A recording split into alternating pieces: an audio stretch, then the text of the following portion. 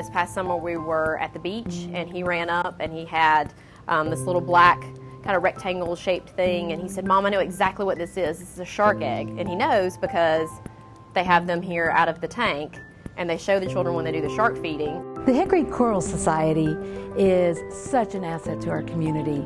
In fact, our family, we kick off our holiday season. It's a tradition for us to go to the Christmas concert. They have performers from all over the region, and I think people come far and wide to come and see their concerts.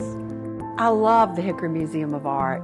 It's free, it's open to the public, it has an incredible collection of folk art, and is becoming quite the destination. The thing that I love about the Western Piedmont Symphony is that they're always open to collaboration.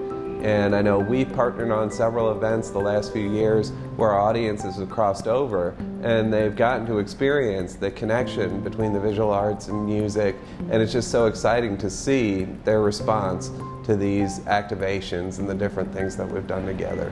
I feel really fortunate that I've gotten to go to several of their performances, and what I have found is there are times where as I'm getting ready, it's been a busy day and I'm a little bit stressed, and then afterwards, by the time I leave the performance, I'm so calm, and there's such a great serenity that comes with experiencing music in many different venues around the community, and that's what the Western Piedmont Symphony does. I think where I really understood the impact and importance of the Arts Council, the United Arts Council of Catawba County, is when I attended Arts Day in Raleigh with Kathy Greathouse and several of the other funded affiliate organizations in the community. They ensure that the organizations in this community that are truly cultural resources are funded as they should be. When you stop to think what happens here, at the Science Center, at the museum, the wonderful concerts of the Choral Society, the fantastic symphony that we have here, and it all comes together, and it's just one big success asset for our county in Western North Carolina.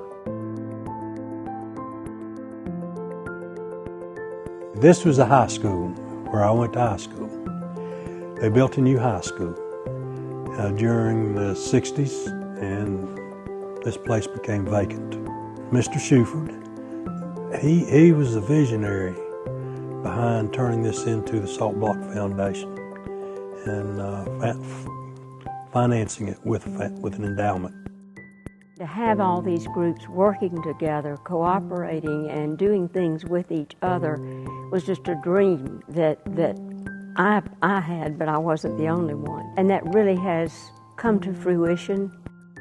Well, it's nice to have all the organizations in one place. In some places in the country, you have to go 2 hours this way if you're going to go to a science center, or an hour this way if you're going to go to art museum, an hour away if you're going to have professional level music.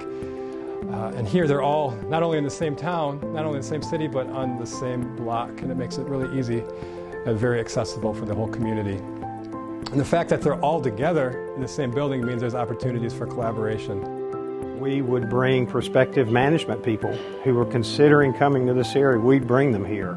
And I think on more than one occasion, they were just blown away that a community this size would have something like this, and it made a real statement. The Salt Block Foundation almost functions kind of behind the scenes. People don't realize how much involvement they have and how their efforts allow the other organizations, the partner organizations, to function. It's an incredible way to give to multiple organizations through one check, if you will. It's important to support the endowment of the Salt Block Foundation to preserve the assets that we have so that we can free up our tenant organizations to focus on their mission, both financially and operationally. Salt Block is the center of this community, center of life in this area. And I'm over here several times a week, every week.